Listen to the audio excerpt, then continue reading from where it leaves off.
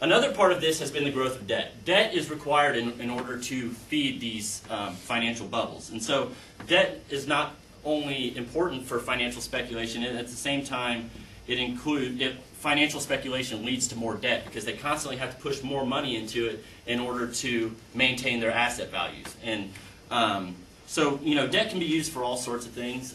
We've got 3 different sectors down here. It can stimulate, government debt can stimulate the economy by investing into new businesses, etc. Household debt can moderate bring about short-term benefits. But the point with financial debt, which has been the leading sector of U.S. debt, is that it doesn't actually produce anything. It's kind of, it feeds on itself, and it's kind of this vicious cycle. And the result is that we continually blow bubbles, okay? And I'll get back to that here in 1 second. And another important part of this is something we're probably more familiar with in terms of recent years, the assault on the working class. John mentioned some of the decreases in wages and all of that. And these, there's not a single cause for all this, but all of this had to do with the increasing financialization of the economy as we increasingly pulled out of our productive capacity and invested into financial instruments. So what we did with this is that we had an American middle class go on basically the greatest borrowing binge in the history of any working class. And they were able to do this not because employers were paying them for what they produced, but that they lent it back to them in terms of debt with interest. Okay, so this is what fueled this thing to continue over time, and led to these blowing bubbles. And so the whole point here is that over time, these bubbles become functional for capital, in that they're a stimulus to the economy, but they're ultimately self-defeating because once the income flow stops towards generating these huge speculative bubbles, they drop, and we experience a debt deflation. And so what we've seen for the past 30 years is that this has taken place one after the other, after the other, after the other. Whether it is, internationally, Shannon's going to talk about some of the international financial bubbles, or we can talk about the dot-com bubble in the early 2000s, which led to our current housing bubble. And so, and that was the one that really came back to hit us at home because it hit the basis upon which this American working class was able to finance their debt through the fact that they had these houses. And so I'll skip over all of that. And then, so I'll just go to my conclusions. The first conclusion that I wanted to get to was that the financial crisis isn't merely a financial crisis, but is a result of conditions in the underlying economy, in the real economy, and this is important in terms of how we think about what we need to do to address this problem. If we simply start to regulate capital flows and we start to put some limits on the ability for capital to speculate in these financial instruments, the problem is that's been the driver of our economy for the last 30 years. And the question is whether or not, if we limit that, whether or not they are going to go ahead back and start investing into further productive capacity, which is already, as I showed, saturated. Okay, and then the second one is just is that basically, as all of this stuff, as confusing as all this stuff sounds, it really is an irrational system, and it's an irrational system based on ceaseless accumulation. And basically, it's a broken system, and it points towards the needs to build a new economy around the needs of families and communities. So that's my spiel. I have a sense that we might be better off splitting the 4 presentations into 2.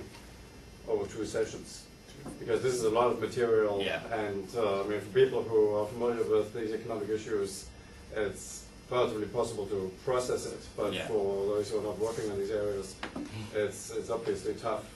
So I at least would like to ask, Bill, do you think that there's enough material for us to talk about this now for the rest of the session, which is about half an hour, a bit more than half an hour, and then have another session next week with Eric's and Shannon's presentation?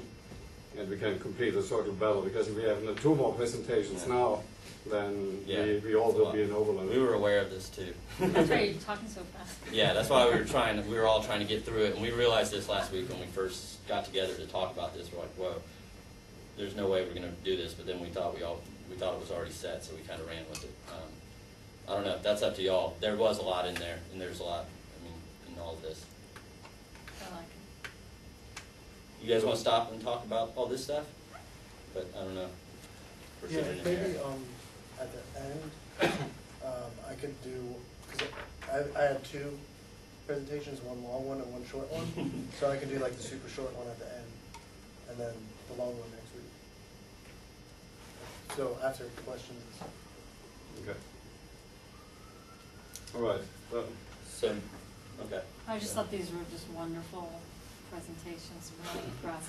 But, and as long as this is up here, I'll just ask Drew, given per item number 2, given that there may be some false consciousness of what people need, in other words, we think we need this many pairs of jeans or a new cell phone every, how do you propose to sort of,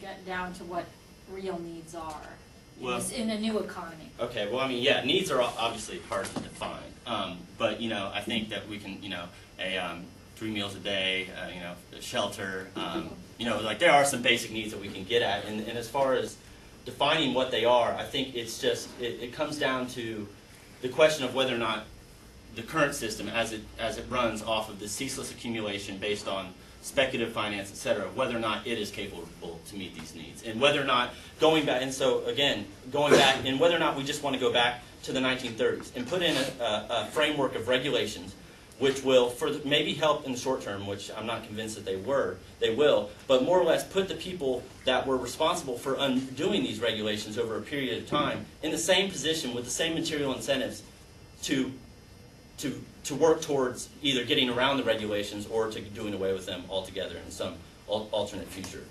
Okay, so I mean that would be kind of my question. As far as there's lots of stuff on what like practical steps to what we should be doing.